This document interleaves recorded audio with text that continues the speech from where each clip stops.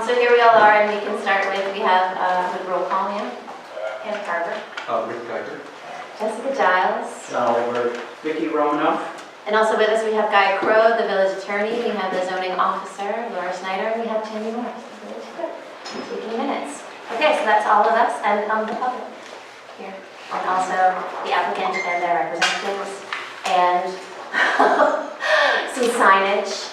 So happy I was taught English and can still remember to read it. Okay, so now the approval of minutes is the first thing on the agenda. Oh, it's 7:03. Hey, we're a minute behind schedule. Those minutes, there's a little bit of glitch in the printing of them out, so we don't have those available. Those can be circulated, and we can deal with that next time. Also, they largely didn't, they're holding any actions, so it's great. Does anyone have any additions or deletions to the agenda? A quick question. Yes. How is it determined that, since there's so much public interest in this, that the public cannot speak for a while? Why did we go that way?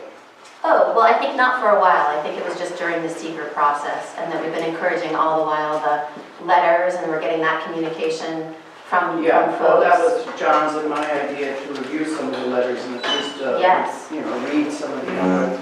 But, will that change tonight then? Tonight, I believe no, I'm not anticipating public comment as part of the SEQRA review, as we didn't in parts 1, 2, and I'm not sure why we would in 3.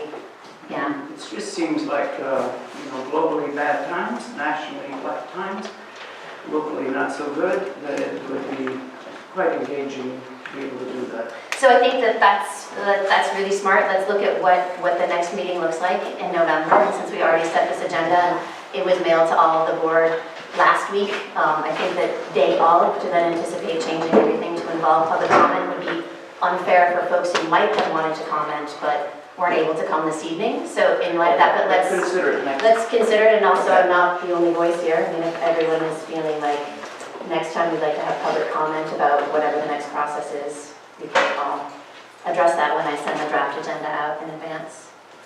Okay. So I guess I didn't put in here chair comments, but I would just remind us of the same thing that I said last week, which is that this is one part of the review process. This is the environmental assessment part of the process. And regardless of what comes out of the draft we have in front of us, which is just how we've done parts 1 and 2 prior, was to say this is what we did last meeting. This would then be what happens next as we review it. Do we agree? Do we need to change things? That's continuing in the same process. And whatever the declaration, well, one of the declarations, if it ends up being that it's a negative declaration, does not mean that the project is approved. And in fact, as we all may have found when we look into other planning boards and other cities, the SEQRA review often goes much quicker than it did here in Trumansburg. We've definitely been diligent, I think, and maybe more information has come to light since we all met, and we're all here to hear that if it has. But site plan review is really the most, what was a great term to talk about, the microscope, to really get to put on all of the details and all of those big things. So that's also for everyone in the public to understand what this small piece is. Very important. Laura? We also just reviewed, maybe Guy can, or somebody here who's familiar with that SEQRA process in terms of the timing. What happens once a declaration is made? How does it affect timing in terms of like a clock is set that then there's a certain number of days that for the review for the site plan? No. SEQRA has internal clocks whereby once a lead agency is appointed, you have a certain number of days to get a review accomplished. That's 30 days. You can extend it by agreement with the applicant. I think we're well past that deadline. It has a number of other internal reviews, all substantially shorter than what has here occurred. If there is a positive declaration, then a whole other set of timing rules will kick in relative to developing and most likely scoping an environmental impact statement. It would be generally limited to the scope of what was determined to be a moderate to significant impact. If there's a negative declaration that doesn't do anything specific except make a determination that allows, if the project is going to be approved, its approval, as well as inform whatever conditions might be necessary to maintain mitigations, and if through the site plan or subdivision process additional impacts are discovered or changes are made, they may require a re-examination or re-evaluation of either the SEQRA determination itself or reassessing whether the change causes a particular impact level to be re-examined. So something that might have been considered a no might need to be re-examined. It could move to small, it could move to moderate, it could move to large. So whenever it's not required by law, but whenever you do get to a final determination, obviously if you reject the site plan or the subdivision, you don't have to worry too much about SEQRA at that point. But if you're going to approve, particularly with conditions, then you're going to want to make sure that your conditions and your SEQRA are consistent in terms of impact mitigation. SEQRA is largely a tool to guide the mitigation and review process as a control. SEQRA is always supposed to very quickly, in fact there's a specific regulation that says it should be undertaken and completed as soon as is practical once an action is commenced. So to your comment earlier, you've been at this a long time, and I think the record reflects a pretty diligent look. So the next step in part 3 is to look at the impacts and their evaluations, to continue or finalize any further deliberation if needed, and then to make a reasonable elaboration and make a determination whether at this meeting or the next. It would be up to you. You're the lead agency. I just wanted to confirm with that then, that if there are any changes after, let's say there's a negative declaration, changes can be made in terms of declaration can be rescinded or amended, but that's only if there are actual changes in the project or the circumstances of the project. Well, generally, I mean, a board, whether it's legislative or quasi-judicial or administrative, inherently has the authority, absent a statute to the contrary, to review or rescind any prior decision it made, particularly if there's a mistake. For some boards, like ZBAs or BZAs, depending on how old your zoning law is, there are restrictions on how you do that. It requires review by unanimous consent and unanimous consent to make a change. Normally, I would agree with your summary that there usually is not a reason to re-review a SEQRA unless there is a change that requires that examination. So I just want to clarify that if there's any information that you need to get that's pertinent to the SEQRA, it should be gotten during the SEQRA process. If there's additional information or research that needs to be done that's pertinent to those areas covered by SEQRA, it should be done before a declaration is made. Yes, but SEQRA doesn't require that you drill down to the center of the earth and determine the distance to Neptune. But if And I you're going to do, do but I that did hear, research, Laura, it that should- if you're going to do that something becomes research, it should uncovered, be done during the SEQRA process. but if a That's all I'm mistake is saying. made or something new comes to light, and it can be opened back up. Yeah, but it's Well, specific. correct or not It's- correct? If there's new information, or changes in the project or circumstances. Is it a specific question for the village attorney? Yeah, just, right. I mean, I'm hearing that there's more than one question there. So the answer is you can re-examine SEQRA if new facts or changes in the project come to light. But merely because, something changed in the world around the planet, or that wouldn't necessarily trigger if you're dealing with a very localized examination. So when they say you have to gather the information, there's a lead agency and it determines the depth to which an examination must go. You wouldn't have to necessarily, if you were studying flora and fauna, go down to the cellular level and determine what's going to happen to every insect or earthworm. but you do have to look at and determine if indicated species, endangered species, significant Right. natural communities, et cetera, are impacted. And that's the distinction I wanted to make, that it's not the depth of research to be done, it was that if additional information is needed, like if we find that there are gaps in information that's pertinent to SEQRA, we should gather that information before a declaration is made. That's all I'm saying. Right, which is presumably, right, what we've been doing for the past Yeah, just months. to get back to Laura's initial question about the timeline and stuff, the other thing to keep in mind is that this has not been a situation where the applicant and the developer has been pushing us on timing. They've been, you haven't been in some of the meetings, they've been willing basically to give us whatever reasonable time we need to do a thorough review. So there hasn't really ever been an issue about any of the deadlines, and that's because the applicant is in essence on the record waived those in favor of the most thorough review that we think we require. So. I was just going to say that as the applicant's attorney, I know Guy and Laura had not been here in the beginning, but we had a discussion before you were here because I believe some of the board members were concerned about moving forward with SEQRA with the idea that we'll address site plan issues later. And we said quite clearly on the record, if you end up giving us feedback that you want to see a major change and it impacts the SEQRA review, of course, it's unusual, but we would go back to SEQRA. Well, actually, I'm just following the SEQRA handbook, so I'm not, what I'm trying to do is just clarify what I've read in the SEQRA handbook so I can apply it to this process. Okay. And also to reiterate it so that everybody's on the same page. All right, what? That's very kind of you, as Yeah. our fabulous zoning I just- officer. I Thank just you. felt that it was important. Good.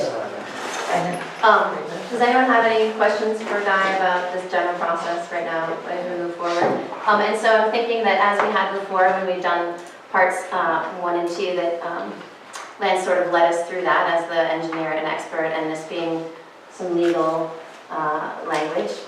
Nice English there. Guy, would you like to maybe direct us at which, we have 3 documents in front of us that are all draft, right? Team, we were clear about that in some email. There's a new piece, actually, so Laura handed out the blank part 3, but we actually have one that's suggested, just like we had done, not suggested, but suggested based on the last meeting in part 2, just like we've done with parts 1 and 2, for us to amend.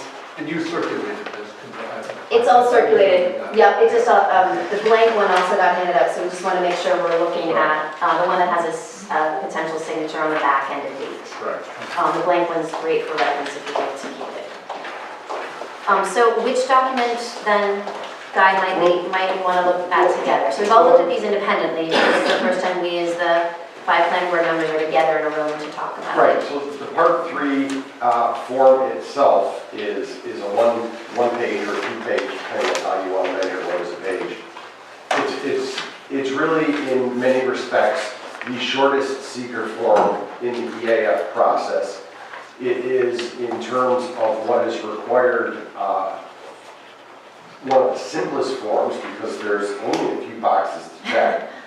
But it is the tool that basically is used to confirm that you've taken the requisite hard look at environmental impacts and made a reasoned analysis.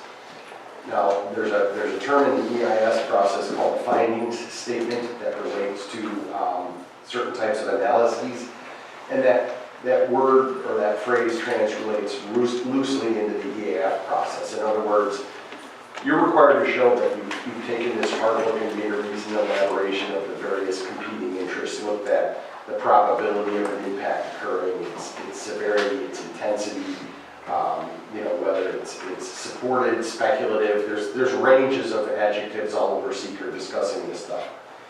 So I think the record of the number of meetings that I've been to, and I think you guys have noted there's some I haven't been to, demonstrates that a pretty reasoned look was taken. That some of the determinations were not unanimous, but there was a general consensus, and if you go through the part 2, each of the boxes had that required an examination, either had an examination switching back to no as a general subject matter impact, or after deliberation, there was a consensus, either 5-0, 4-1, maybe 3-2 in one case, but that all the impacts measured out as known or minor, whether due to those various issues, conditions, mitigation that have already occurred, like the shrinking of the project density since its initial application, et cetera. So based on that, the pro forma Part 3 would presumptively start with a negative declaration. And you would go through and look at what is the analysis, what is the summary of the impact analysis that was undertaken, what are the key factors. Some of them are relatively simple. You don't have an air emission generator like a copper smelting plant Right. that would trigger the type of air emission or loading of particulates or other materials into the air that would trigger a type 1 standard to a yes or moderate. So some of them are very easy to explain. Some of them are more subject to the deliberative process and require that the board exercise its discretion as the lead agency and make a determination. Your determination needs to be reasonable and supported by the record. So we have in front of us the Part 3 evaluation, right, with the boxes, which is the actual secret form. And then we have these two other documents. One is the resolution number 18. That would be the last one you'd sort of. So first we'd look at the Part 3 and then we'll look at... Right. So Part 3 basically says you did a type 1 and completed parts 1 and 2 and 3, and it says that there's a finding statement that accompanies the secret. Excuse me for 1 second. Yeah. Backtrack for 1 minute here. I had several questions for the full environmental impact assessment form Part 2. Okay. And I felt that 2.3 in particular, one that comes, I don't know, with a lot of music, of course, the bird, but I felt that was never addressed. I called Cornell, I found out the names of threatened species. They are indeed, some of them nest there. It's a far more serious category than they gave it credit for. And I feel it could use a re-examination. In other words, it was basically dismissed. We never talked about it. I did call the ornithology department. So my understanding was that we talked about it, but no endangered species were triggered by That's the not- investigation. And it's so now not you're saying what you Cornell. called Cornell and Yeah, they said yes, And there are yes, I have the some names of the birds that are indeed becoming rare. rare or endangered. The bobolink is, yeah. I mean, I could tell you, I don't want to go into great detail with it. It's just I felt that's an area that, and I don't know if anybody else has any, I have several areas in Part 2, which I wasn't even quite sure I was voting. I thought we were doing sort of a review of it. Because, we didn't really raise our hands or raise our voices, yes or no. And so I had several questions about Part 2, and I just felt, can we revisit them? Is this the wrong Yeah, time? I think this is exactly that time if you have new information that's substantial. John? Yes, I mean, I have one, for instance, excuse me, yeah. Well, you were you'd gonna like say to- Well, something. do you want to go through these one at a time, or what? Well, Because I have a response to the bird Okay. situation. Yeah, let's do it one at a Okay, time, well, just like well, we let's did do one at a time, absolutely. Yeah. Well, let's, first of Go all, ahead. Yeah. so you talked to someone at the lab of ornithology. Yes, and I What also did you talked to notice? the bird watcher there. It's one of the professors, I have his name here. Steve Kress, I think we got the information from. And he said basically that there there are such species that are rare. birds. No, but they're on the site? Yes, There's they've been actually a observed May there 24th for letter 50 that- years now. It's a bird sanctuary in many ways. Yeah, I'm trying to figure out the expertise and whether Well, there's an actual. The person that, person. let me give you a copy of this, it's quite interesting. It's from, where is it? It's coming. We'll bury the paper, it's coming. It's in the correspondence for the project. I saw a letter that had a huge list of birds. Yeah, Right. we saw that. And it's been enlarged, and it's, where is it? Help. I have, You have a copy. What is this? basically, I looked at the DEC site, there's an endangered, threatened, and special concern site, which is used to identify, and I got that through the SEQRA handbook, and some of the state guidances that they direct you to that site to look for habitat and species. So which is exactly what MRB did when they reviewed that and found Well, that they there looked weren't at the any that were heritage site, destroyed. and they looked at some mapping, so that's So- one database that can be used, but it's not exhaustive. So Mhm. the way SEQRA works is that it gives you a list of suggested, like those check boxes are illustrated, but they're not exhaustive. Mhm. And so if you want to go back and read through, again, what the role and processes of SEQRA. I think we're pretty clear. Okay, so I have right in front of me, if anybody just wants to review it. It's not supposed to be restrictive to just what's, those suggested areas to look at. It's a much longer description of things there, much longer. That's the letter we got. Yeah. I'm sorry, I got sidetracked. It is. Okay.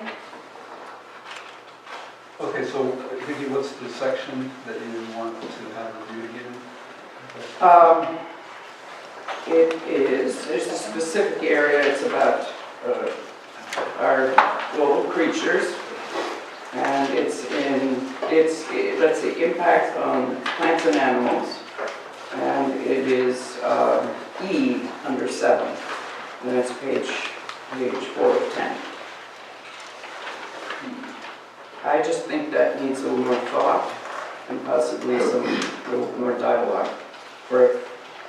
So but this is not talking about, this letter isn't talking about isolated, rare, endangered Yeah, species that only nest there. That was, So this as was you can see, that was this is- written much earlier. Yeah, so this is later acknowledging, information. yes, Yeah. birds live there, was acknowledged in the documents too. That what? So this is acknowledged, this letter that you just handed is saying all, we Yes, found but that in the these species meantime, live there have there. been 4 species identified as. So where is that information? I just have the notes of that, but I could provide more. I don't want to get into dueling experts here, but I've spoken with our local ornithologist, who everybody in this room knows, and if you go out to his property, his bird list on his barn wall has over 60 species, including bottlenecks, Mhm. all of which have been seen from his barn. And so I guess my, Who is our local ornithologist that we all well, know? we have the name names, it's Scottsdale. Okay. And he says, yes, there are a lot of bird species here, but that's not, it doesn't make it unique. It's, Can I just make a point too? So Vicki, this 7B, I think is what you're referring to. The proposed action may result in reduction or degradation of any habitat used by Yeah. any rare, blah, blah, blah. Yes. Yeah, This so, is rare down there. it doesn't say that there may be construction in places where these birds have been seen. It says it will result in a reduction or degradation of habitat. And if John's point is right, and basically the habitat is the greater, central New York area, it's certainly not going to have an impact on that habitat. And so If that's implied, it's a question of scale, We're certainly evicting them from this site, but Well, maybe. Well, there maybe, is maybe not. if you chop up a habitat, that's definitely Has problematic. some impact, yeah. Right, and that's one of the arguments in a lot of ecological studies is that, if you chop up habitat, then it causes a larger, much broader problem for many species. So, I think it's worth it.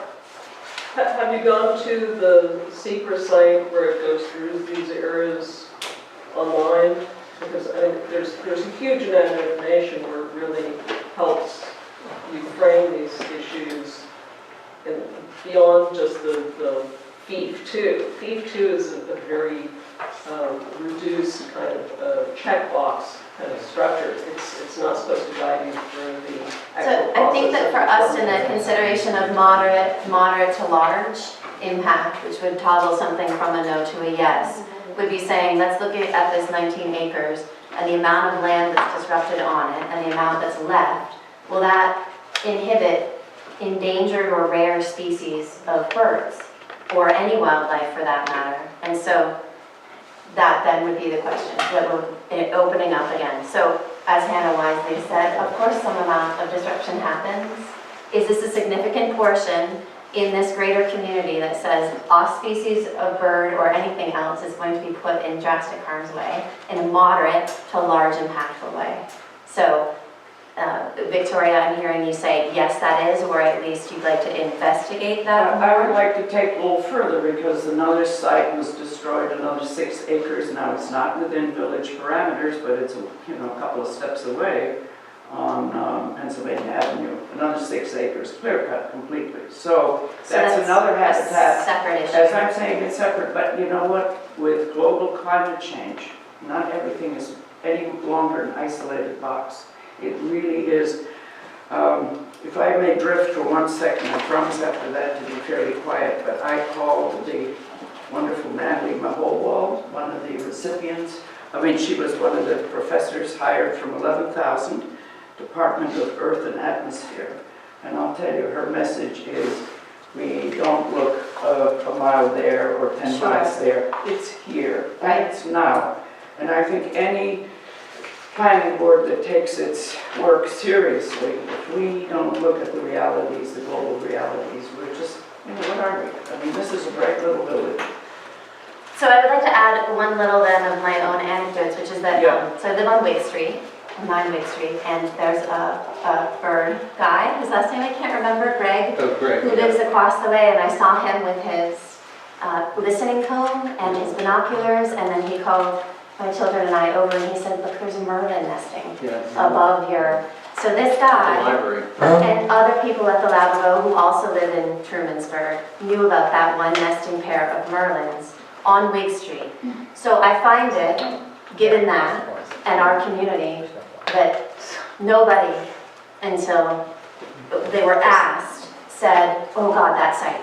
No, no, no. That site that you're looking at right now, you can't build there ever. This is really important. So I'd like to factor that in as we look at what amount are we disturbing, what species are involved. I think that's significant if we're going to call the past investigation as coming up with nothing to then say.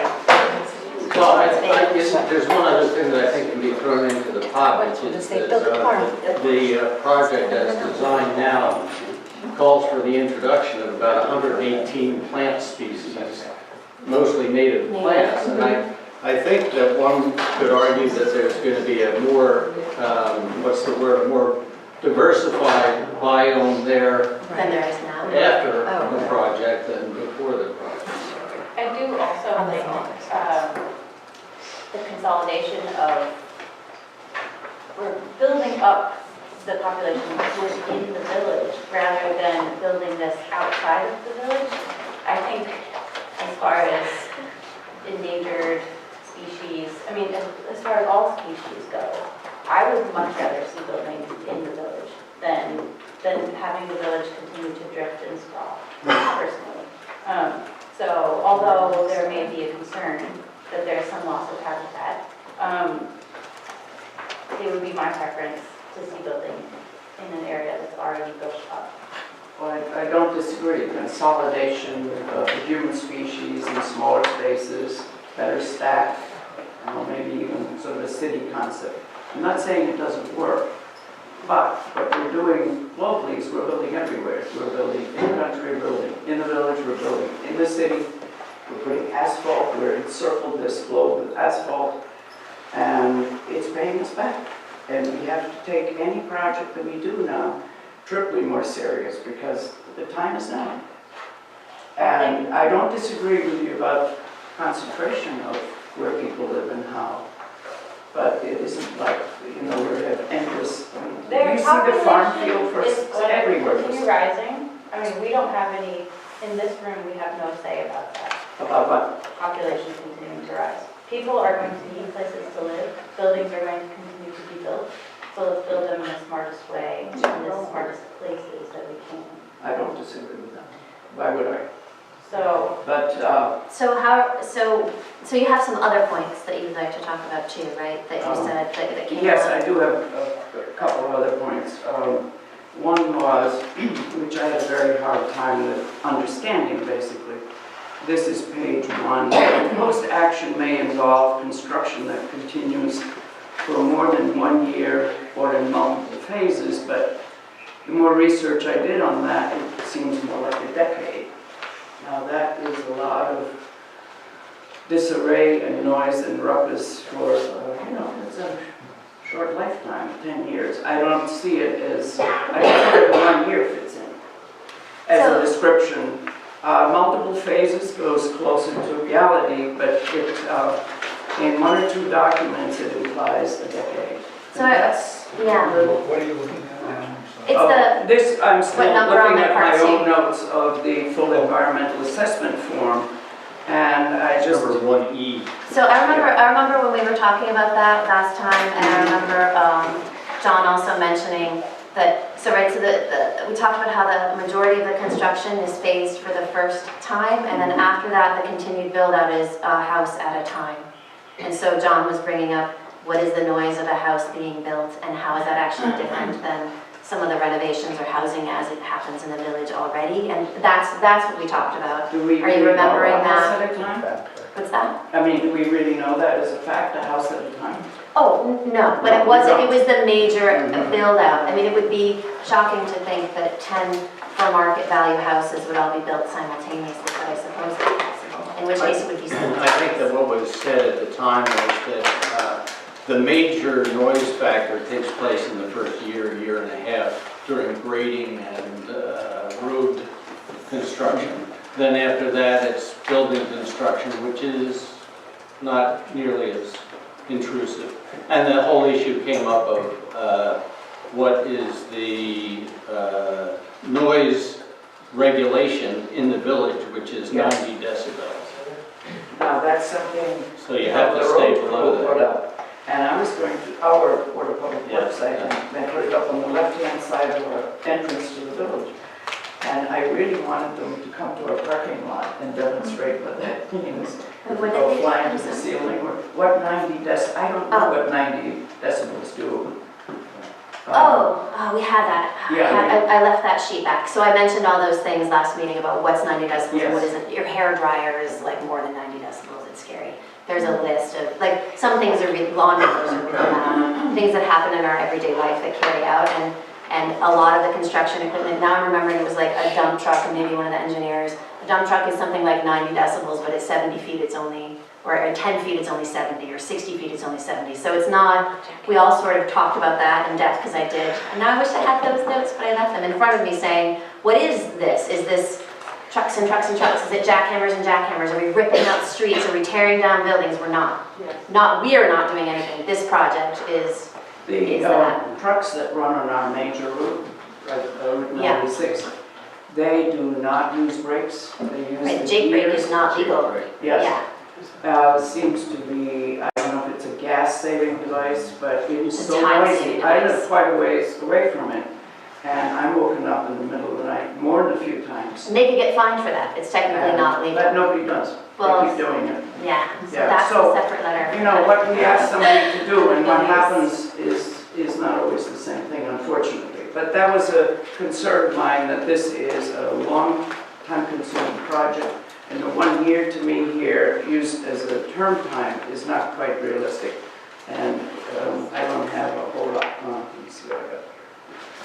I'm going to hold everybody up. The water is extremely complicated. Here's the only place, or one of the most important places, where I feel if we check the rainfall of the last 2-3 years and what is projected, well, nobody can project it, but I think it's been, this year was phenomenally increased.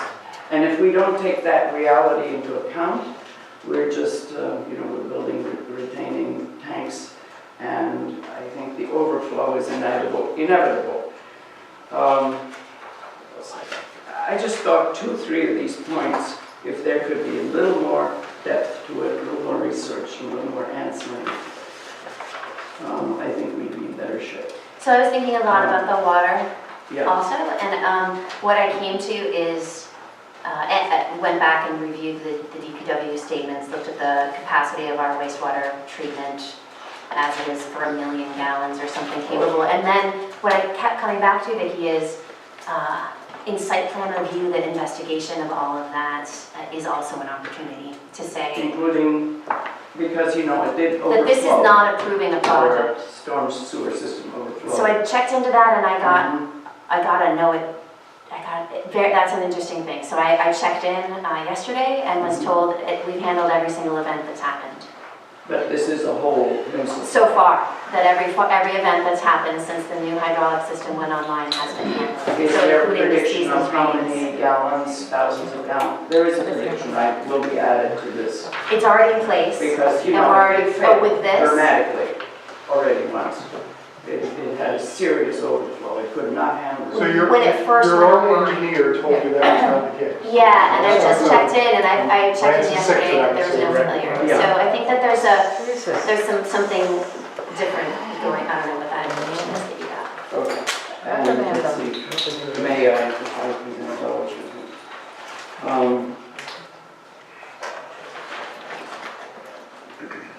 Well, I think those were, community character is the hardest thing to discuss of all, because that's often is a personal interpretation, but I moved to Trumansburg for reasons of, you know, what they describe in the comprehensive plan, Yeah. and that was the magnet for me. And again, I'm so looking forward to that portion of site plan, if we get there, because that's where, that's where you can really say all of those things. This was sort of that big, the microscope picture of is the scale, right? Like, it was frustrating. I remember talking about that with you and looking at it and saying, oh, but it wasn't, it's like the environmental impact of that. I It haven't seen an was, elevation yet of the big building, so so, if you assure me that we'll have a chance then to actually assess, look, that is my understanding in Review. consulting counsel and engineer and Okay. process, for sure. Or I would be, yeah.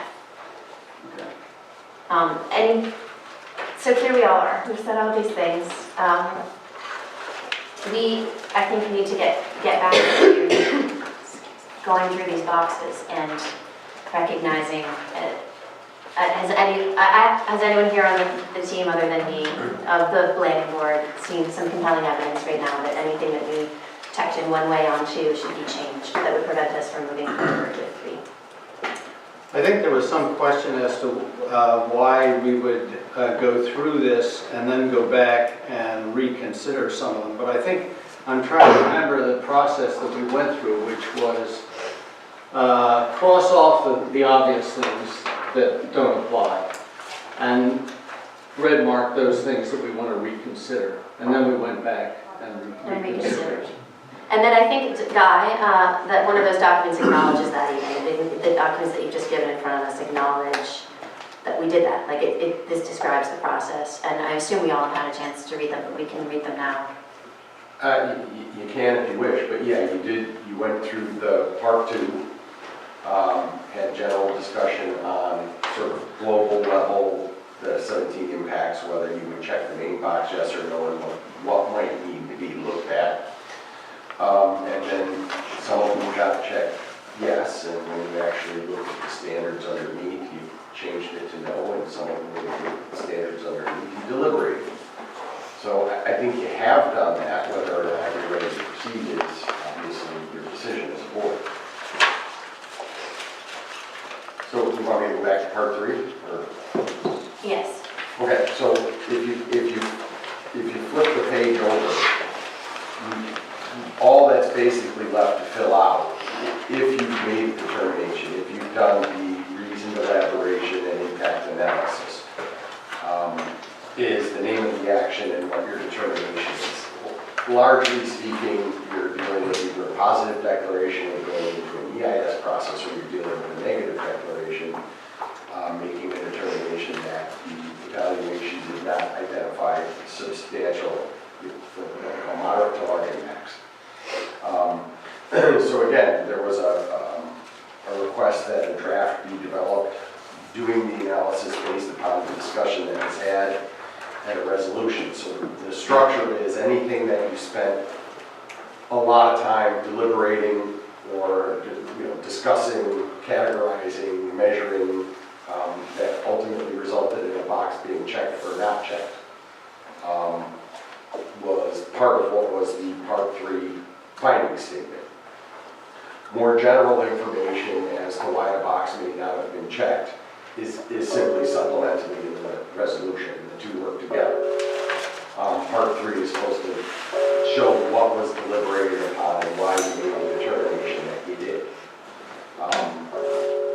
And Sorry. so I don't know where you want to go with the resolution itself is pretty lengthy. It describes a lot of the documents that have been placed in the records, letters, et cetera, et cetera. It adds a number of things about, related to why, for example, you made some of the determinations you did, but it doesn't go into great detail. It simply incorporates the finding statement draft proposed Part 3, which is a summary of what was discussed. And I think, if you've read it, you need to determine whether or not it's accurate and whether or not you're going to proceed. I'm not presuming it is accurate. I'm not presuming you are going to proceed. Right. I'm saying it's a It's a working draft. document, that's why it's called a draft. Okay, so did anyone on the planning board find anything in reading these documents that were cause for alarm or merited questions or discussion? Looking at the draft resolution 18 and then the draft analysis. There's, I'm not taking issue with something, but on the third page, at the end of the second paragraph, Of the resolution or the Oh, draft analysis? the draft analysis, Okay. I'm sorry. The third page, 1, 2, 3. The what paragraph, sorry? Where it says, again, therefore, this potential issue was deemed duly mitigated and a moderate or large impact. I'm Am I sorry, reading what that right? number? What number? So I've got This 2, is- 3. What heading? So here's number 3. So number 2, the second to last paragraph on Yeah, the second, point. the very last sentence on that second paragraph. It's missing the word that. Yes. Yep. Okay, Yes. Second page. thank you, John.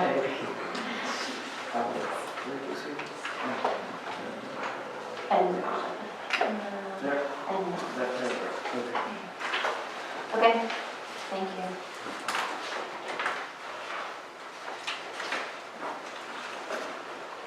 I see some other highlights. Did you have other?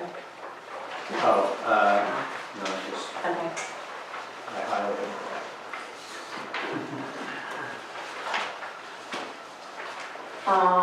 Okay, anyone else on either of those two documents? Find language or things that should be, I have little nits, that is, in the nature of typos and things like that. So if this ends up being accepted, I'll just. give better some typos, kind not like of res- significant language They're not like change. leaving out the word not. Okay.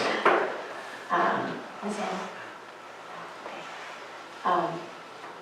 Ms. Vicki, was there any specific language? This is from here now? Yeah, either of those two documents, which then explain and sort of Well, in support. the resolution, there are some things, there's some numbering that is out of order and things like that in some of these long paragraphs. Okay. And on those two, I'll give those to Guy if we end up. I For think what it balance. is they just need to be, like a number 3 that left out. Okay. Things like that. So, but other than that, no. Okay. One thing on item 4 about noise, I wonder if that can't be beefed up a little bit with more, as we just discussed, when, where, and how will noise be encountered during the project. So this is on page 4 of the analysis. Yeah, and number Yes. 4. And number 4 at the bottom of the page. So you would like some language added in that says what? Well, to the effect that, for example, the 90 decibel factor is of some importance to that, and the fact that where the noise will come from is in excavation, not in construction primarily. Construction will be much reduced. So there was that little bit in the zoning ordinance itself that says where the 90 decibel except during construction and erection during those times. So I feel like it's sort of a question like what happens if it's horrendous and it's been judged to be livable but then is not? Oh, there Is is that a the- reference to the 90 decibel. Yeah, It's there. Yeah, it's there. It's just that there was noise. which is that and has provision for construction in the ordinance, though not cited there. So Yeah, maybe not just not found my it. place to say, but if you have noise laws where you have conditions and they're not being adhered to, the normal process is notice of compliance or stop work order until it's addressed. So if for whatever reason a bulldozer or a construction truck or A brand new piece of equipment that's not been invented yet but comes. so they take them off the wall, or it breaks off, and it's screaming loud. Like, you know, if you're gonna race an ATV, sometimes you take the muffler off. They're really loud. With the muffler on, they're not. Depending on perspective, I guess. So this document isn't a guarantee that something's not gonna happen. It's not a guarantee that there won't be an earthquake. It's not a guarantee that there won't be loud noise. But that's what construction monitoring, conditions in building permits, conditions in site plans, and things like that are intended to address. Okay. You know, whether they'll be adequately addressed by those conditions, that's one of the things you're trying to determine. Living fairly close to Burned Area and Route 96, I must say I've not found the village particularly effective in even, for instance, turning the loud music off in the evening at Burned Area. You know, I mean evening, night. Bright lights, glaring bright lights, fairly loud music, and the jay-breaking of the trucks. And I'm not next to it, but Yeah. I'm not a NIMBY, I'm in Yeah. NIMBY, not in anybody's backyard. Right, yeah. Okay, So I could see a little polishing here. that and also maybe also discussing with our village agents who can help We us have a new head help that, of Board of Public Works. right? That would be, he's a very nice young man. and It would I think be, he would it's be not a public, it's not a Actually, public works matter, it would be a A police police. matter. police matter. Okay, well, that would be the, you know, be Okay. worth a little polishing there. Okay, so here we are before us on the boxes on part 3, right? That's where we are, because we just discussed the language here, we have some notes that we've made. Certainly, we can, Guy, right, get those edits to you and any other polished bits to you and get a redraft, and then does that have to be done before part 3 can be completed, or is that supplemental Well, if they're- or not necessary? Normally, the rule is if the change is material, if it will affect what is being approved or its meaning or application, then you should make the change before. If they're just minor edits, you can share them, mark them up on a document, and say, you know, as amended approved. But there's no rule that you have to re-adopt or stall simply because of a misspelling or a comma or Okay. something like that. You know, there's actually a legal doctrine, the minimis doctrine, that applies to a lot of stuff like that. And the remedy can't be worse than the mistake. If the mistake is a comma, the remedy isn't, you know, 2 years drawing in the court. order, right? Okay. And just to be clear, none of the things I was talking about would be anything that I would call substantive. Okay. Okay, so no substantive changes to those documents. So then here we are on the first page, and this document that we see that Tammy just gave us would be what we are discussing like we did on 1 and 2, to make sure we're all in accordance. This would then be the filed record. And so there's the filled out part and then the words that are written then underneath, right? The planning board undertook extensive SEQRA analysis as to matters checked for more thorough review in part 2 and made the determinations based upon the analysis and factors, among others, as noted upon the attached part 3 SEQRA analysis. Such findings determined that no moderate or large impacts would or would be likely to occur and directed the issuance of a negative declaration. Such analysis and the resolution adopting the SEQRA negative declaration shall be deemed a material part of this FEAF. You see that seeker status type 1 is checked at the bottom, 1, 2, and then this is 3, and then we're on to the back. Upon review of the information recorded on this EAF as noted, plus the additional support information, the resolution of the planning board lists significant portions of the record and related You gotta input. slow down. Sorry. This is why I'm not a third grade teacher, because everyone would not do that. The resolution of the planning board lists significant portions of the record and related input and information relied upon in the making of these reviews and determinations. And considering both the magnitude and importance of each identified potential impact, it is the conclusion of the planning board of the Village of Trumansburg as lead agency that A, this project will result in no significant adverse impacts on the environment, and therefore, an environmental impact statement need not be prepared. Accordingly, this negative declaration is issued. Or B, although this project could have significant adverse impact on the environment, that impact will be avoided or substantially mitigated because of the following conditions, which will be required by the lead agency. That would be if we had come up with something and then they came back with things. C, this project may result in one or more significant adverse impacts on the environment. An environmental impact statement must be prepared to further assess the impacts and possible mitigation and to explore alternatives to avoid or reduce those impacts. Accordingly, this positive declaration is issued. And then we have noted 46 South Street, myself as chair, the planning board, Timmy as clerk, blah. So before us then, as a board, are A, B, and C. B would have already been addressed. We did not present in part 2 things that needed to be addressed and brought back to us. So now we have not found, right, we're checking A. There's not been any significant environmental impacts. Did not. Unbelievable. Having to go back to something that did come up like maybe it was 2 meetings ago, that there was some information that was requested having to do with the water data, because the data have not been updated, and I think Lance, Are you talking about that they had some, yeah, I'm not sure actually what you're referring to. So refresh your recollection, Lance, we had estimated daily water usage and daily water discharge to the POTW at 11,000 gallons a day. Lance said that was reasonable, but he'd like to be more conservative. He asked us to change part 1 to 16,000 gallons a day.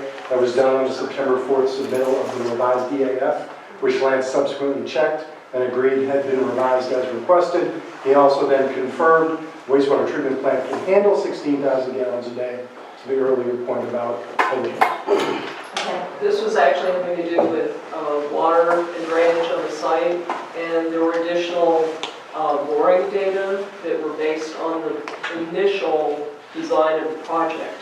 And there are updated data that went into that. So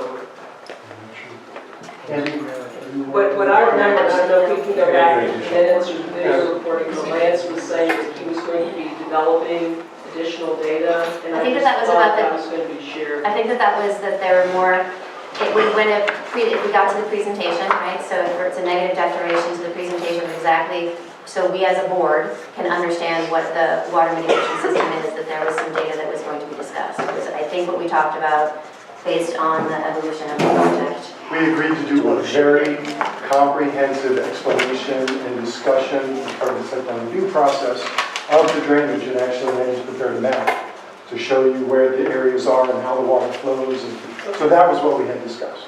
But not as part of SEQRA, that was Not part of the as site part plan. of, right.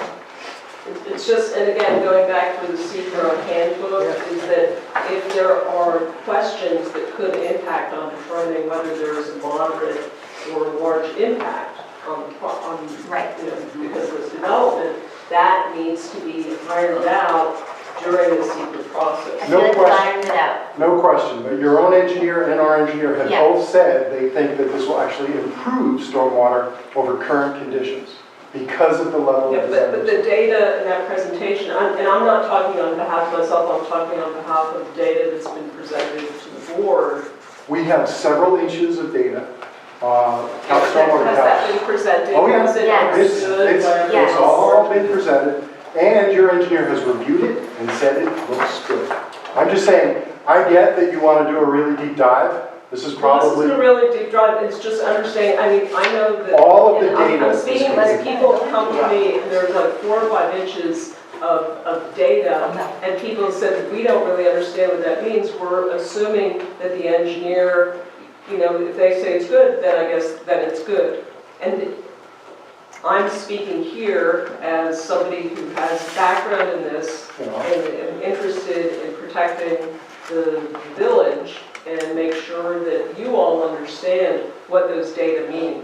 And so because it's complex, I'm not saying that this is the right form to do it, but I believe that that's a significant part that could impact that question. Is there a potential moderate or large impact as a result of this? So I want to interrupt for 1 second and say that when we agreed as a board to hire and enlist MRB to help us as an expert consultant when Rick was chair, it was recognized as it is that planning boards have the right to do that because we may not be experts to the detail in all of those things. And so that's how you put together any good team, you find an expert.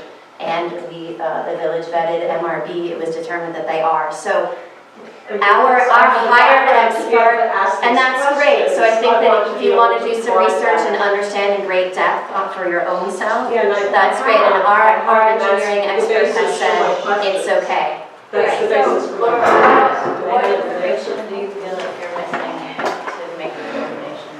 That would The data that were used to come up with some of the conclusions, some of those data, and this is just a very rough summary, some of the data are based on, and this is percolation, infiltration, depth to groundwater. Those data were based on the initial plan, not on the current, the revised plan, the revised last year. So let's have, can Andrew speak to I it? don't, We if have you 2 have engineers data, here. we don't Yeah, have we this have, data. I can't. Yeah, I'd be happy to talk about that. When you start a new project and you kind of do your initial layout of the project, you know, the initial square layout of the roads, if people remember that, that's when we did our geotechnical analysis. So we did a lot of borings on this project. We did some shallow borings, some deep borings. So we pretty much poked holes throughout the entire site. So that determines what the soil types are, where the groundwater is. So you get a pretty good idea of what's happening on this site. Now when we change the general pattern of the roadway to a more organic, curved roadway, we still, that data doesn't go away. We still have good information on this 19 acres. We still know where groundwater is. The stormwater management plan really deals with now what is now the impervious cover, what is it lawn, what areas did we not disturb by trying to compress everything and try to make it more of a compact development. So the preliminary stormwater calcs that we've done take into account, we know where groundwater is. We don't worry about percolation because we're not proposing any infiltration practices. So we're not sending water into the ground. So we're not doing that. Okay, just a question because it has to do with the groundwater, down to groundwater. I was using that because I wasn't sure where we're coming up with the question under the drainage portion on part 2 had to do with what percentage or how significant is the impact to, or is the location of groundwater or tables within that 3-foot depth. So I was scanning through everything to see like, well, where can you get that out short of just looking at the soil types? Okay. And then I looked at the boring data and I looked at, there were like 54 holes that were, some of them were for percolation, some were infiltration, and I looked at that data. You know, statistically significant, how the weather affected it, I don't know. But there was a certain amount that was showing that you had water either at surface or within like 3 or 4 feet. Sure. Okay. I don't know if those data were explained or if people understood that, because I did ask that question to be able to answer that part, that section on part 2, and we really didn't get an answer on that. So I tried to look it up myself. You know, those are the types of things that, I want to disagree on the record because we didn't get an We did discuss it exhaustively with two engineers, your engineer and our engineer, and both agreed the issue was not significant. And I get you want to do a really deep dive, and that's why we said we would do that. It wasn't a deep dive, it's But understanding. there is absolutely nothing in the record. So I'm actually, Rude, Chair, just Adam. gonna interrupt right now and say a little bit, that I feel a little bit like Rude. we aren't letting the public ask their comment and make their comments at this time. So for you here as our expert, as the zoning officer, to be digging deep into a thing that we as a board have heard your concern. I didn't interrupt Amanda. I didn't get to finish what I was saying. And I will clear the room. I will clear the room. I will. Good for you. I think that you've raised it, and now I'd like to hear the board here. Do we feel like we have enough information? And so thank you. That's fine. But if I got to say that, then Yeah. everyone wouldn't have been angry. I just I wanted raised to it. finish, and I think you did. And that's important, absolutely. So here we are, the board. How are we feeling about the water table survey, the runoff, all of that? Do we have, as a board, questions, knowing that we've been there from the beginning and seen the interaction from the applicant, from our engineer?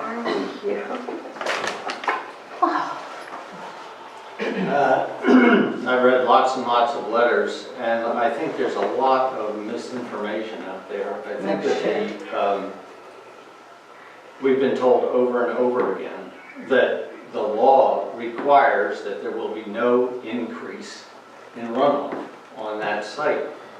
And we've had three engineers tell us that we're okay. Now, maybe we need to go out and get a fourth engineer to tell us that it meets the requirements. But for myself, I'm satisfied that due diligence has been paid.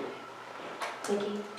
Well, I hate to be cynical, but I've been in the building field, new buildings, old buildings, all over New York State. I've been doing it for 55 years. And the minute we built our first parking, I have to use a different reference because I can't find all the examples here. The first building garage we built in Forget, we rebuilt 3 times, millions of dollars each time. The second one. So it got fixed. So what I'm It saying. didn't work, and then they rebuilt it to fix it. And each one of these huge buildings, steel and cast concrete, no imagination, the whole top roof of the last one we built should have been a roof garden, all kinds of progressive things could have been done. What I'm saying is we took photographs of the last one. We wrote to the city basically and said it's all rusting, it's poorly connected, all 3, rebuild, rebuild, rebuild. So if we're as a planning board super careful on all details, that's our responsibility. This is not a small project. It has huge implications for streets, it has implications for the kind of buildings that are coming in. So it's nature, you've got to look at that. What would satisfy you? That's where the rubber Well, hits the you see, road. the water issue is so complicated. It's not so much satisfaction as a reality that we're getting more and more very unpredictable rainfalls, and they can be extremely heavy. And this, our water treatment plant already died once. This is going to get, I'm just trying to see to prevent something that causes us lots of money later and that we maybe didn't go in enough depth to figure out now.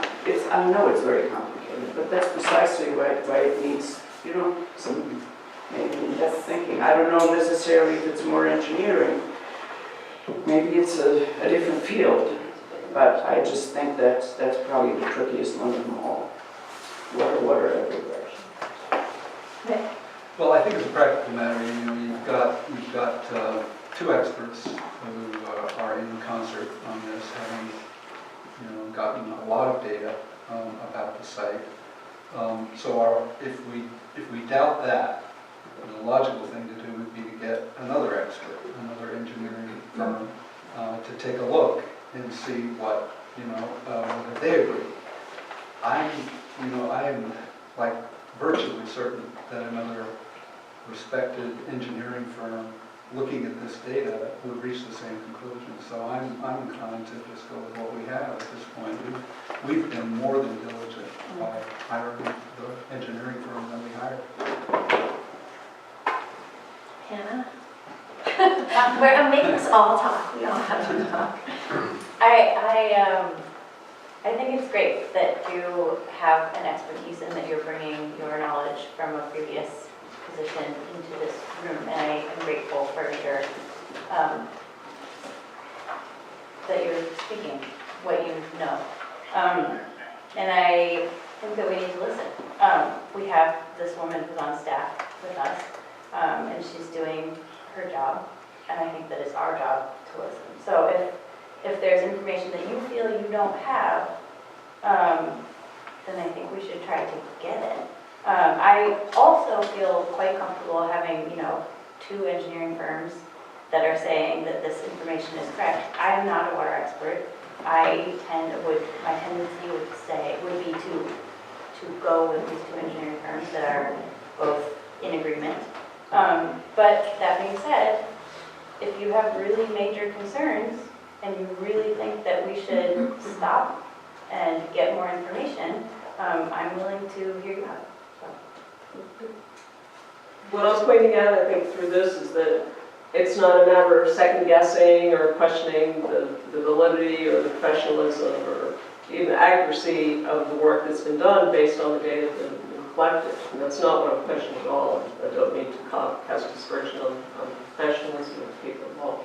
What I'm saying is that this very process, the whole point of it is to determine whether there is a certain area or areas that may have a moderate to large impact. Using the SEQRA handbook as we've been directed and looking at all of the available guidance that's on the DEC website for this very process, where it talks about how do you view these things, it's up to you to determine whether this is going to be positive, a negative, or a conditionally serious declaration. I think that this is a significant site that, in my mind, having looked at the data with the water, having a background in soils, and seeing that there have been issues and that there most likely will continue to be, given that there is going to be a certain amount of disturbance to the site that's substantial, that it's going to include, even if you try to minimize it, impervious surfaces, even with retention ponds and all. I'm not saying they're not going to work, but because it's complex, because it's significant, because we know this site is not a normal site in that it does tend to have water issues. We know that over 2/3 of the soils are very poorly drained. Okay. Given that, I think that sets it up for a high potential of being a moderate, at least a moderate impact, which would then ask for, if you do positive declaration, to do a narrowly scoped EIS. So when you're asking, what do? We go out in our engineering study? No, this is simply letting the process run itself, and if you determine that there could be, one of these impacts, doing an EIS is simply one of those next steps. It's not anything out of the ordinary. It's the normal course of the process. If you find something that is of greater concern that warrants an extra look or gathering more data, whatever the scope would be of that kind Could of we EIS. potentially check box B and have that conditioned? No. Um, Take one action, no condition exits allowed. Okay, yeah, I'm sorry. So also, I think that, so stopping the project because you want an EIS, a scoped EIS, is pretty significant and time-consuming and costly. And it comes back again to this notion that two engineers have already signed off on this being not a moderate or large impact. Whether or not we all understand the details of how that's going to happen really is the site plan review discussion. And then last meeting, I remember asking, what happens if it fails? Where are those controls? Well, then it has to get fixed. If the garage fails, they built it 3 times. We don't want to do that, but this isn't like all of those things. I'm still leaning towards, again, we either hire experts and believe them or we don't. And then we keep waiting to find someone else to say the same thing, or keep doing more people to say, actually, no, I don't agree. And it is in no means to say that this is an insignificant issue at all. It's that's where I'm at. Another way to look at this too is that in effect we already have done the scope EIS by hiring the engineering firm. That's not something that we had to do. It was a decision on our part to do that. Okay, so let's bring it back to the planning board team then. So we need to decide about So this. what more can we get out of an EIS that we don't already have here? Hello? Would be Comment, public further comment, study. not allowed. Really? It's another, Like a scoped EIS that was directly targeted to this water issue, to the drainage issue. What information, like, where like, would they be we doing go a different here? process? Would it be different things that had already been Like, done? what more could we do? Colin, as an MRB rep, because our Lance is out with, next time if you come, I'll call you our Colin. What would an EIS do that would be different than what's been done? What further information or different practices or? That's not something I can really speak on because that's a whole area, that's not my area. Okay. That's too SEQRA oriented for me to really comment on. Guy? Well, you would have to identify what it is that you specifically determine is a moderate or large impact. In respect to that question, you would need to determine that the stormwater plan is incapable of managing the additional runoff that may be generated by impervious surfaces, which means ultimately you're going to need to have your engineer change his opinion. Right, okay. Or reevaluate his opinion. If you went to an EIS and scoped it, an EIS would require that you solve all problems for the plant. This developer doesn't have to solve a problem at your sewer plant, doesn't have to solve a problem for polar bears that may or may not be losing sea ice in the Baffin Bay area. So the question for an EIS would be, have you solved the problem within the reasonable bounds of known science? In other words, you can't eliminate all noise. Well, you can eliminate sound, but you can't technically eliminate noise. But you can't eliminate all noise, so have you mitigated it to a reasonable extent practical given all the circumstances, locations, site issues, etc. So I'm not sure what would be gained by an EIS, because what you would ultimately have is one of three experts coming in and reviewing the data. Landscape architect, a civil engineer, or a certified professional in erosion and sediment control.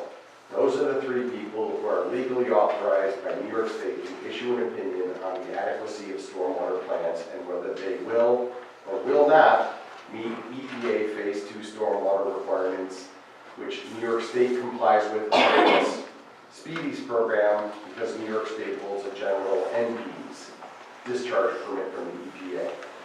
So you're trying to account for impacts that you will generate, not solve global problems. In this case, your engineer has stated that, I can tell you that New York State has a more robust stormwater program than the EPA mandates. New York State being one of the more densely developed states, and this area would not be considered densely developed by most New York standards, but that's a matter of opinion. New York State and several other states that have a lot of prior density where neighborhoods were built without any stormwater controls. You see this a lot in industrial parks, for instance, when they build all the parking lots and all the water runs into the one vacant lot, and next thing you know, there's cattails. Is it a wetland? What is it? And so a lot of houses get built with no stormwater controls over years and years and years, and now someone's coming in and they're required to do stormwater controls. They have a set of existing site conditions. There's an existing amount of stormwater and sheet flow runoff that's associated with pretty much every piece of land except maybe a rare piece in South America past the Andes. And What the project is not allowed to do is increase the stormwater flow. They have to at least mitigate their own stormwater and not increase the amount of sheet flow coming off the property. Because of the way New York State stormwater is more robust than the EPA standard, and because most developers, and I won't say I know for a fact, but I'm relying on your engineer who concurred that the stormwater facilities here are more robust than what would technically be required to comply with New York stormwater. In other words, they're taking care of some of the existing stormwater problems. Okay. You need someone to evaluate that opinion by MRB and determine whether there is some other stormwater control methodology or system that can further mitigate impacts. But that, okay. Does And that then, answer your question? so were that, like, say that all happened, and there was somebody that said, this could be better. Do we then go and say, you need to make this better? Well, except the better would be like- An EIS, does that actually, is there any, like, do they have to take action? Well, the EIS though would be triggered by saying it's a moderate to large impact that's already been identified and we want more investigation. Right, the So- EIS would be if you made a positive declaration. So if you brought in an Right, but that's expert, different. Is there anything more that would be done, even, like, if we said it was a positive effect? Like, would you guys, as, you know, the water engineers, like, would you beef up this system? You would get this exact same analysis you have, and Lance would do the exact same review here. I know that's an engineer. So, okay. So we need, yeah, So basically what I'm hearing is, it's the same. Is it okay for me to help Yeah. on the conversation?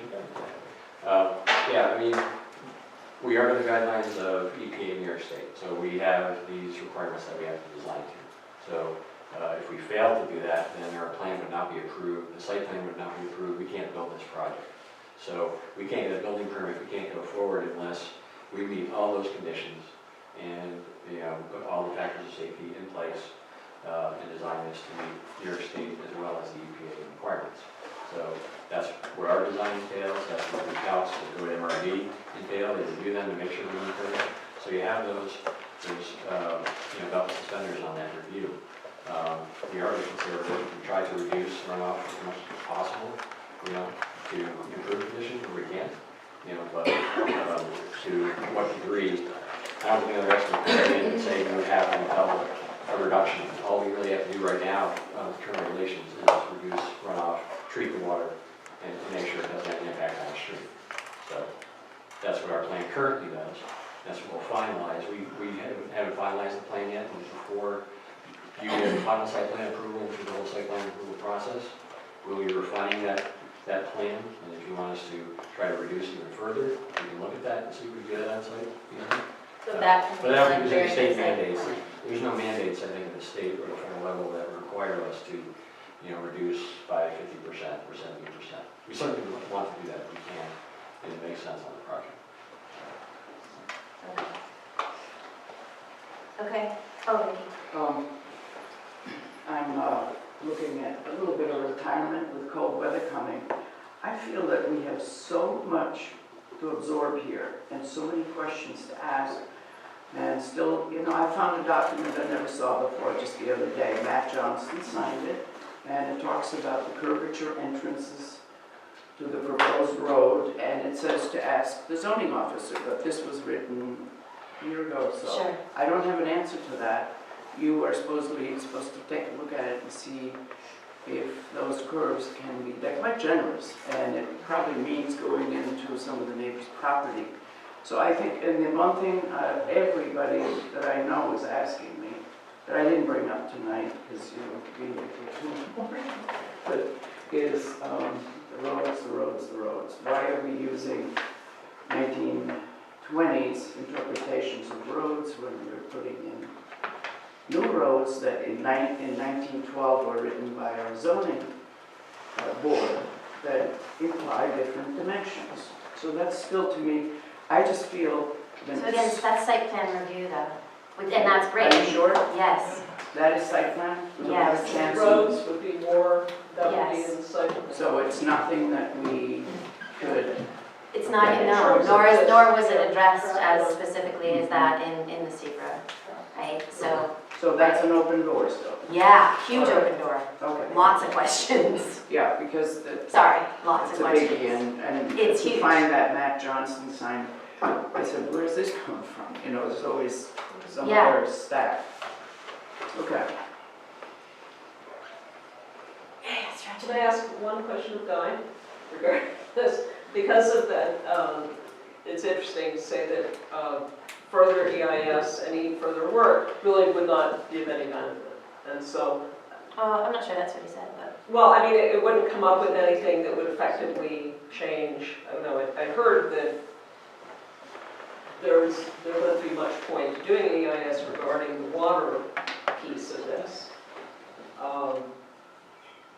But maybe it's a philosophical question for the guy. If we look down the road and say, well, the EIS in the areas that we're concerned about doesn't seem to have any pragmatic value, does that mean that even though this could be an area of concern, because we aren't going to get anything practically out of doing the EIS, that therefore it's an argument to do a negative declaration, because what's the point of doing the EIS? It seems to me that's a little backwards, but I'd like to hear your view. If you phrase the question that way, it is self-answering. The correct way to answer the question is if you do a positive declaration, then you will do an EIS. That's the answer. And going to, I think, I forget who was it that brought up the comment on the experts. Let's say you do hire, for whatever reason, a third expert, and they disagree. Now it's 2-1. The fourth one is 3-1. What if you hire 7 and it's 4-3? Are you more informed? So this is not, this question of outside experts and outside consultants has been reviewed more times than I could count, especially as regards to traffic, which is where battles of the experts most often occur. And the courts have been very clear that if you have the opinion of an expert who's qualified to issue an opinion in that field, then that is highly persuasive, at least judicially. So there are many cases where you know, you get 3 experts and it's 2-1. Does the planning board have to go with 2? No. You're allowed to rely on what evidence you deem persuasive and reliable. One of the reasons that boards do hire their own experts, regardless of the field of expertise, I assume if you were going to replace the electrical panels in here, you wouldn't hire a plumber. So when you hire an expert, you make a reasoned choice. You determine based on a whole number of factors whether you believe they're qualified, and as you work with them, if they perform in a way that you find reliable, then you tend to rely on them. If you find them unreliable, then you shouldn't stay with them. I'm not suggesting that you keep or terminate anybody. I am suggesting that you as a board, individually and collectively, are entitled to rely on expert opinion. If there are competing expert opinions, you're entitled to rely on that which you find persuasive and supportive of the record. In terms of stormwater, I believe the record's pretty clear, but if I were to sit here and try to fully explain something like Navier-Stokes equations for confined spaces, I'm not sure I could do that for you, and I'm not sure anyone in this room could do this, even the engineers. That's not what stormwater requires. Okay. Thank you. Okay. Here we go. So, A, yes? I would go with a negative declaration. I have trust in the 2 engineers that we've had very carefully study these things, and I just don't see adding another. Frankly, I don't know what data is missing. So that's Okay. what Yeah, I'm with a negative declaration for all those reasons. Well, I think a negative declaration is appropriate. I'm confident that when we get to the site plan review and the subdivision review, that we are going to be able to dig deep on the issues that concern us. But in terms of the seeker and the scope of that and the scale of things, I'm comfortable with a negative declaration. I think that a negative declaration sounds like something that it might not be. Like, there certainly will be environmental impacts. That's clear. And I think in this particular instance, most of those have been mitigated, have been discussed, and I have confidence in our engineer, the two engineering firms. And so I'm comfortable in box A, despite thinking that, yes, there will be some minor, there will be impacts, but I don't think there will be major environmental impacts. Okay. Well, I'm much more comfortable with B, which is sort of going in some direction there, but also having a little more time and just the input into my own head to ask the right question of somebody else. So I'm not quite comfortable with A because I still have, didn't go through each and every one here, but I still have questions. I'd like to come to better conclusions, and I don't feel quite ready to go in the other category. But it's like I'm kind of by myself with my dog Scooch here. Well, and I think, I've not met Scooch yet, but I think that, Vicki, I feel like a lot of the points that you raised have been really important, and I feel like they're going to get addressed in site plan review. And I do, and I want to see what those answers are going to be. And I'm counting on you for the building materials and the impervious surfaces and those areas of building expertise, I think we all are, that you bring to this table. See, one of the problems I'm having is that there are two things we were going to do that we didn't get to. One was the we both fell apart, these two. We can get to that. Review some of the letters. We'll reschedule that. Positive, negative, and something in between. I think that would have been a very interesting session. We've had some very... I think we should still do that. I think we should still do that. Absolutely, I believe in that. And the other thing is we were supposed to take a training class. We did do this review session with Yeah, Guy, but that's which is different. for an hour and a half. Yeah, but I didn't quite feel it was the same as to really get the depth of some of this. I know about some of this quite well, and other things are just, we've never had anything quite this complex. I was on this board for a couple of years. It was a whole lot that this is a biggie. And so, hopefully, as some people said, that we still have a chance. But I think I'm much more comfortable with the one that leaves us full flexibility, which is B. And you're saying B Isn't actually, Our front was Sorry, very something Yeah. in I think between. it's the problem. There is no in between. There is no in between. Oh, Type one. this is not it? no, that's, That's only allowed for unlisted actions. Oh, yeah, we can't on this. So we only have those two choices then? yeah. Okay, well,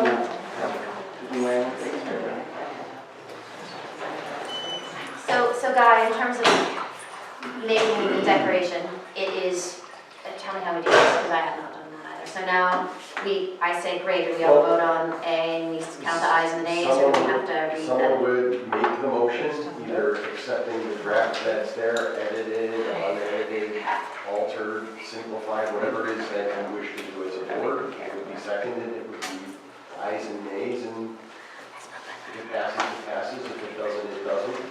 If it doesn't pass, then it's a no action, and you would ultimately either go back to the drawing board and look at more information till you get a motion that passes. Because if you move a negative declaration and it fails, then you've taken no action. If you move a positive declaration and it fails, then you've taken no action. Oh, interesting, okay. So this accompanies. Right. Each of the documents is incorporated in the other. They work together. One is reflective of the analysis One is reflective of the standards and determinations of what is normally in the SEQRA resolution, references to 617.7, some of the standards. And then there's general finding statements and declarations and things like that. Some historical data, when we became a lead agency, what types of documents were a part of the record. Certainly we wouldn't recite the entire record because that would have an environmental impact. Yes, thank you for not doing that. This was quite extensive and we appreciate that. I appreciate that. Okay. So do we have a motion to pass a negative declaration? I so move. Do we have a second? Moving Implementing that particular resolution or just? That particular, yeah. with the draft documents included, Yes. barring some edits to grammar and numerical realities, typos. So, okay, so we have a motion, we have a second. I can second it, I second that motion. So now it goes to a vote. Looks like we're going to do a full vote, right, or Yeah, call? yeah, it's a formal resolution. Yeah. It's a equivalent of a legislative finding, it should be roll call. Okay, so Hannah? I vote that it was, Aye. yes, aye. Rick? Aye. Jess? Aye. Vicky? Aye. Joe? Vicky? No. Nay? 41. It passes. And we breathe for 5 minutes. Okay. And then, do I have to, do things get signed now? What I figured We wait I for would that. let them do the Edits. edits, send me what you need, and then I'll take care of the part. Fair enough? Okay. So next on the agenda is an update from the applicant. Are you prepared to give an update? We are, but it's been a long night, so we also are talking amongst ourselves, maybe we wrap it up here and we'll come back next month and start on the site plan review process. Okay. Does anyone have any questions or things while they're here? Okay, so we are going to skip that. Thank you. So we have, in the order of old business, I think we can probably talk about rescheduling the meeting. Yes. I was just. As old business. The rescheduling the meeting for the, to go over correspondence. Yeah. Yeah. So, I would love to do that. and the next meeting. But that would be new business? Well, we discussed it last. Oh, we did. All right, well, okay, so maybe let's start with that. That one's probably easier to pick. The next meeting would be Thanksgiving. Oh, Thanksgiving. Yeah, so let's not, Turkey. yeah, and lots of hard cider. Well, that I can use right now. So I happen to know what if the 29th, Thursday the 29th is available instead of the 22nd. Is our books here on the 29th of November? That's not any national holiday. No. Yeah. So, Just a week after things. that sounds okay. Does that sound okay? Yeah. Okay, so Yep, okay. so everybody's Listen in good? the hall. I'm waiting for 7 o'clock. Our legal counsel. That's the 29th. can you do the 29th of November, guy? Oh, Ruby. That's a Friday. No. No, it's not. No, it's Thursday. Thursday, November. November. November, I have to do November 23rd. No, November the 29th. Oh, 29th. Yep. Same bad time. Same bad time, same bad page. Yep. Now there's somebody. Yes. Oh, running for office. Okay, so then, we can also email about it, but, guys, do you think that, do you see between now and the 25th, when we would get together to do the correspondence review and sort of get to the general themes, make sure, I know it's been done by the applicant, it's been done by us individually, but the work session where we were going to get together, and we haven't proposed any yet. What do you think looks good between now and then? Do you want to do it on, and we like Thursday, what's the 15th? of November? Is this for, you're just going over the correspondence Yeah. and stuff? If you can, I have a meeting the 13th and the 14th and the 16th, so I could be excused if you don't mind. So Gordon said that we could record it, Yep. that we did it next week, so as long as that's still the same, then that's fine. What is November 15th look like to go over make sure we collect the general themes of the correspondence? Fair enough. Okay, so let's mark that tentative, and, okay, And that would be here. yeah. Okay. And of course, open and to what the public to time? watch, but we're gonna be looking at the written correspondence, so anyone who's still listening to me, if you want to make some correspondence, add some things that haven't been able to be said, if you'd like to write them down and email them to the clerk or the planning board thing, we are now tentatively talking about reviewing all such correspondence on November 15th. Super welcome, really appreciate things in writing, it's been really helpful for us and continues to be I in find evidence. I got a letter by a former board member, Bill Holbert, and it's a very interesting. So let's verify. Okay, He's great. a professor at the college, and he wrote a very interesting letter about landlords that rent too much land. Great, Yeah, so okay, it's great. good. So 6 I'll bring a o'clock few. guys for the workshop? Yes, or 6 o'clock. 7? 6 Can we do 6 o'clock? Is that okay for food time, Hannah, or household babies and such? Yes? Okay. And then, that's great. Is there any other new business? We're going to talk about December. December. December, so, Let's not talk about this. well, Tammy had wisely pointed out that often the time in between Christmas and New Year's, the 27th is tricky, May or whatnot. What do you think about the 20th of December? Costa Rica. You'll be in Costa Rica on the 20th? Oh, really? I mean, if I get invited, yes, of course. Bora Bora. That's boring. Oh, with the orangutans, yay. Okay, So we could, yeah. we could also do the 3rd, which is the first. So we do the 3rd or the 20th?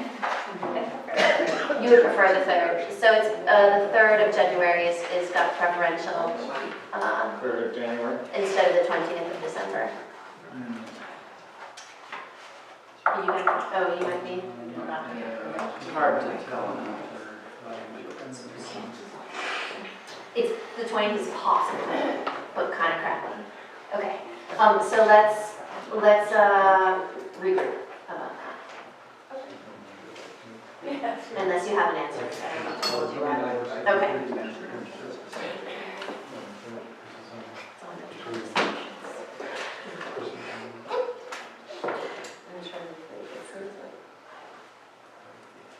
No, it's not, I'm not showing it's going to be a problem, so. Okay, but if you find something else in a different location, let us know. Okay, so Vicki, we're talking about the 3rd of January instead of the 20th. So what we're going to do is talk about it, never experience it.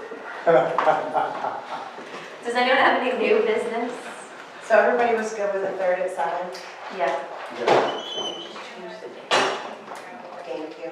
And we will definitely make sure that those are posted in advance for folks in the public, since that's 2 meetings that are, and we did I will get the draft agenda, we'll get out a week in advance of this meeting, I'll try to do so. Yeah, and especially if we want to add public comment so that everyone has a chance to come who wants to come, if we do that. If I put this bulletin board together, you have some, Tammy, some staff to put it up? Oh, so it's going to be a bulletin board on the wall. Nice big bulletin board Okay. so we can see everything we're doing finally. I thought it was freestanding. Well, you see, it can be used by anybody. But I just thought you had a freestanding one, so I misunderstood. I thought a nice big one, because for instance, the maps were huge. Yeah. And they, you know, Could we use something like this, Vicki? like mine. Come with me. Oh, that's it. It's a field trip. Could we unfold these and use these? Would they work? We could open them up and put them around the room. The only things that hang on the walls down here have a tendency to sag. Yeah, I mean, you can see, right? All those lovely pictures look like crap. Oh, well, they're sort of, they're large and they're not very good frames. The frame isn't strong enough to control the plexiglass is what happens. Right. We'll walk out. All right, we'll figure that out some other time, but would Okay. this work? You know, I'll come take a look at those, Okay. because anything that we could utilize, right, you know, maybe we can attach something over it. So because I have a set of all of the maps that I'm willing to, I know you brought yours last time, I'm willing to Yeah. transfer them back and forth, so, okay. Any other new business? Friends? No? Cat? Motion to adjourn the meeting? Seconded? Second. Okay. That's all she wrote. Woo-hoo. There's the note. Thanks, folks.